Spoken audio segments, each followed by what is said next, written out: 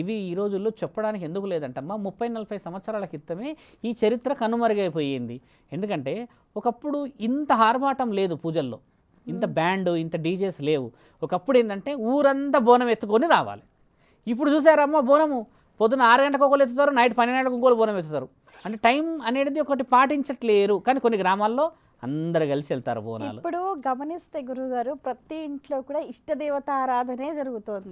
ఇష్టదేవత ఆరాధనకి దేవతలు కూడా అర్హులు కాదమ్మా. అర్హులు ఎవరంటే నీ ఇంటిని ఇష్టపడి నీ ఇలవెలుపుల నుంచి నీ వంశ ఉద్ధరణని ఆదరించడానికి ఒక కారణ జన్మరాలు ఉంటుంది.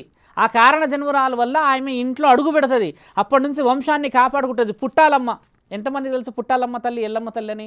ఎవరికీ తెలియదు. కానీ ఈ యొక్క కడప, కర్నూలు, నెల్లూరు, ఈ ఒంగోలు ప్రాంతంలో పుట్టాలమ్మకి వివరంగా ఉంది. మళ్ళీ పుట్టాలమ్మ విషయమైనాక అక్కడ ముఖ్యంగా ఆరాధించే దేవత గంగాలమ్మ. గంగాలమ్మ వచ్చేసి ఆంధ్ర ప్రాంతంలో చిత్తూరు ప్రాంతంలోనే ఆరాధిస్తారు, తిరుపతి ప్రాంతంలోనే ఆరాధిస్తారు. ఇప్పుడు మన దగ్గర గంగమ్మను ఆరాధిస్తామా?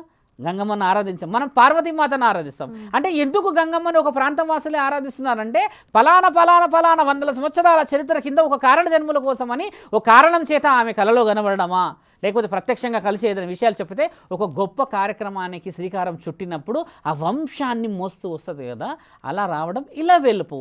వంశధారకులని పోసే ఈ పురుషులు ఎవరైతే ఉంటారమ్మా, కులదైవాన్ని కూడా అలాగే సంవత్సరాల క్రితం ఒక కారణ జన్ముడి చేత నీ వంశానికి ఈ పేరు వచ్చిందంటారు. ప్రతి వంశంలో ఒక మాట ఉంటుంది ఏంటంటే అమ్మా, పలానా మీ తాత ఎంతో గొప్ప పేరు అంటారు. ప్రతి ఒక్క వంశంలో ఉంటుంది చూడండి. మీరెందుకు మరి ఇలా అయిపోయారు అని అన్నప్పుడు వాళ్ళ తాత గురించి చెప్తారు. అంటే ఎవరో ఒక పుణ్యం కదా, మనం చేసుకున్న పాపాలన్నీ మనల్ని అనుభవించేలా చేసుకొస్తాయి చూడమ్మా ఈ కులదైవం ఇలవేల్పులు లేకపోతే.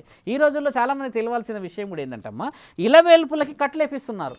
కట్లు అంటే కట్లు ఎందుకు వేపిస్తున్నారంటే ఇక్కడ జరుగుతున్న పొరపాటు అంటే మీ మీడియా ఛానల్ ద్వారా ఏం చెప్తానంటమ్మా, ఇష్టదైవం దుర్గామాత. ఎవరికి? కోడలికి. అత్తకు ఇలవెల్పేవారు ఎల్లమ్మ కదా. ఇప్పుడు దుర్గామాతను నువ్వు పూజిస్తున్నప్పుడు ఎల్లమ్మ తల్లిని నాటాంకాలు ఎక్కువ పెట్టే అవకాశాలు ఉన్నాయి కదా. ఎందుకంటే నా ఇల్లు ఎల్లమ్మ తల్లి ఇల్లు, అది ఎల్లమ్మ తల్లి కుటుంబం, అది ఎల్లమ్మ తల్లికి పరమాత్ముడు ఇచ్చిన బాధ్యత కదా. ఈ బాధ్యతలన్నీ ఏం చేస్తారంటే దుర్గామాత పేరు మీద ఎన్నో చేస్తున్నప్పుడు స్వయంగా దుర్గామాత కూడా పూజని స్వీకరించే హక్కు లేదమ్మా.